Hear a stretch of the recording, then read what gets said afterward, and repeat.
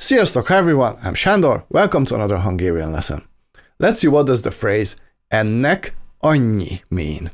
Actually, we're going to talk about so much more than that. So, ennek annyi. If you translate this literally, it makes no sense. Ennek is the demonstrative pronoun ez plus the nek suffix meaning to or for. The z sound in ez assimilates to the n sound of the nek suffix, so it becomes ennek. It means to this or for this. And annyi means that much, so much, or as much as if you say annyi mint. So literally, this phrase means for this, that much. And now you might be thinking, hang on, so doesn't this phrase mean so much for that?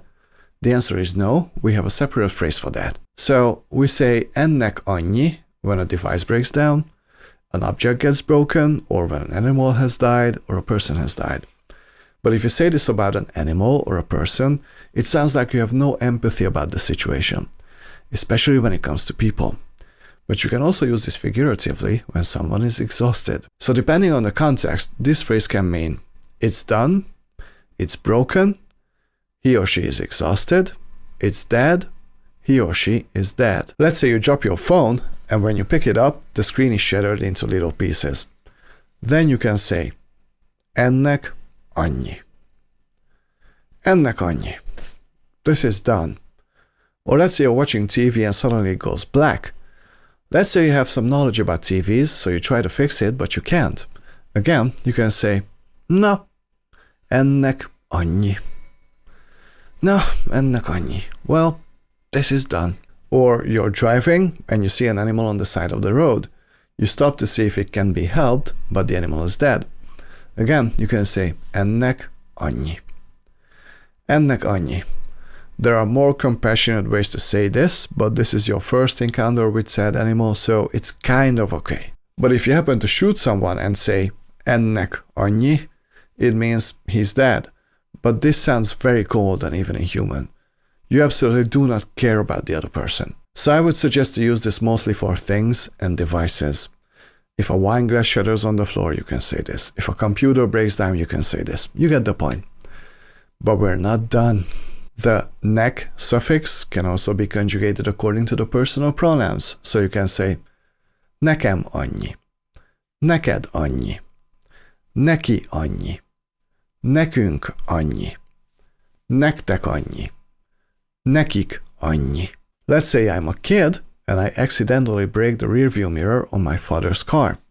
I can say, ha ezt apám megtudja, nekem annyi. Ha ezt apám megtudja, nekem annyi. If my father finds out, I'm dead. Or let's say you're flirting with a girl in the sea and she's splashing you with water. You can playfully say, neked annyi. Neked annyi. You're done. So you can be playful with this too. But if someone's bullying you and you point at the guy and say, neked annyi. Neked annyi, it means you're done or you're dead. And then you proceed to kick his ass. Or again, let's say we're a bunch of kids and we're about to have a snow fight. We create two teams and we say, nektek annyi. Nektek annyi. You guys are done because we're going to win. We're gonna kick your asses. But let's say it's me and my brother and we accidentally burn the kitchen down. We look at each other and say, nekünk annyi. Nekünk annyi. We're dead or we're done. You know, we're in trouble.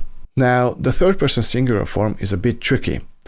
If you use somebody's name, then you have to attach the nak or nek suffix after somebody's name.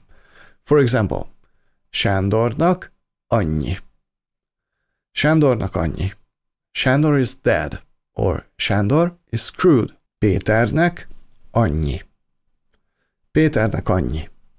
Péter is dead or screwed. It doesn't have to literally mean that Péter is dead. Again, if you use it in that context, you have zero empathy for Péter or Sándor. But let's say it's already established that we're talking about Péter. Then we can just say neki annyi. Neki annyi.